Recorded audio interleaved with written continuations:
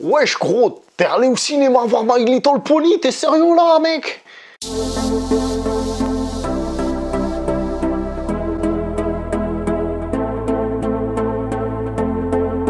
Bonjour toi très chers spectateurs, bienvenue pour cette nouvelle critique en post-projection. Et oui, c'est bien vrai, je suis allé voir le film My Little Pony au cinéma. Et donc je vais vous faire une petite critique dessus. Mais avant d'aller plus loin, je dois vous dire pourquoi je fais cette critique. Je dois être honnête avec vous, c'est un défi qu'on m'a lancé.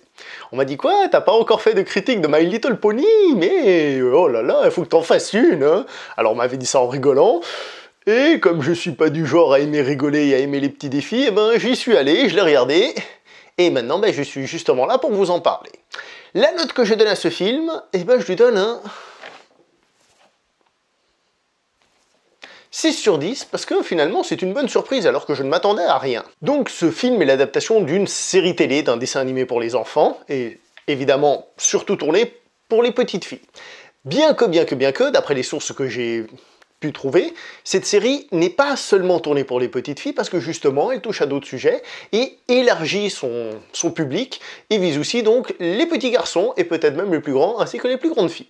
Et d'après ce que j'ai pu voir, c'est une série très populaire actuellement. C'est la raison pour laquelle le film sort au cinéma d'ailleurs. Précisons quand même, d'après les sources que j'ai, que ceux qui ont créé cette série sont les mêmes qui ont créé la série des Super Nanas. Et quand j'ai appris ça, je peux vous dire que mon intérêt pour le film a été revu légèrement à la hausse. Et c'est sans doute cela qui explique le chara-design des personnages qui m'a paru très familier. Vous l'aurez compris, je ne connais pas la série, je n'ai jamais regardé d'épisode, et je me suis juste renseigné un tout petit peu sur YouTube pour voir à quoi ça ressemblait visuellement afin de pouvoir comparer avec le film. Alors, quand on nous dit My Little Pony, on s'attend sérieusement à un film mièvre, un film cucu, etc. etc. C'est le cas, il faut dire les choses comme elles sont, c'est le cas, le film l'assume complètement, mais il l'assume aussi dans le bon sens, c'est-à-dire que, au fur et à mesure des aventures de nos personnages, ces personnages vont avoir des réactions comme ça, c'est-à-dire des réactions qu'on peut qualifier de stupides, de mièvres. Et en fait, le film assume tout ça parce qu'ils font ces actions, et justement ça joue en leur défaveur, parce que c'est dans leur nature d'être enjoués et de faire un peu des idioties. Et puisque je parle un peu des personnages, je tiens à dire que l'un des soucis du film, c'est qu'il y a peut-être trop de personnages principaux. Alors cela est sans doute dû évidemment à la série, puisqu'il fallait placer les personnages de la série dans ce film, mais du coup, les personnages principaux sont un petit peu trop nombreux et tous ne sont pas utilisés de la même manière et à leur juste valeur sans doute. Continuons par dire que le méchant est sous-exploité. Quand je dis sous-exploité, c'est déjà visuellement il est pas génial. Alors, des fois il fait une tête de méchant, on a l'impression que c'est un peu un mort-vivant, ça c'est pas mal. Par contre, quand il fait l'idiot, c'est-à-dire tout le reste du temps, eh ben, il ressemble plus à un singe. Enfin, son chara-design m'a fait penser à celui d'un singe à l'époque des dessins animés justement que je regardais. Et le personnage donc ne fait pas peur, tant mieux, parce que c'est quand même un film pour les très petits enfants à la base, mais qui plus est, il est carrément ridicule dans ce qu'il fait, dans ses actes, c'est pas pour moi la plus grande réussite du film. Son bras droit, celle qui lui sert d'exécuteur, on va dire, celle qui fait les besognes pour lui, c'est le personnage de Tempest, qui est donc un poney, qui est vachement sombre, qui a un passé intéressant, qui en plus est assez charismatique dans le film. Ça par contre c'est plutôt une réussite. Donc on peut dire sans autre que d'une certaine manière, cette Tempest est le Dark Vador de l'empereur Storm. Je précise tout de même que Tempest c'est un mot anglais, ils sont pas en train de lui dire qu'elle sent mauvais, hein. L'histoire de ce film nous raconte en gros comment ces poneys sont obligés de quitter leur monde merveilleux, magnifique, pour voyager dans d'autres contrées qui, elles, seront évidemment beaucoup plus hostiles. Alors je dis beaucoup plus hostiles, mais on est toujours dans un film pour enfants, c'est-à-dire même s'il y a une hostilité un petit peu plus grande, c'est rien du tout, hein, on est bien d'accord. Hein.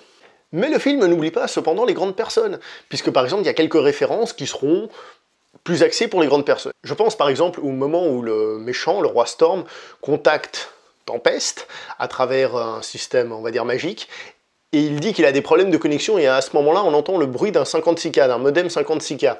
Pas sûr que les enfants pour lesquels le film est destiné à la base sachent ce que c'est qu'un modem 56K et le bruit qu'il faisait. Juste encore un petit défaut concernant les personnages ont des pouvoirs différents selon le type de poney qu'ils sont. Alors j'ai bien compris que les licornes, elles ont de la magie, je crois, puis après il y a celles qui ont des ailes, je sais pas si on peut dire des pégases, qui peuvent voler, et on en a qui sont les deux à la fois, donc je pense qu'elles ont les qualités des unes et des autres.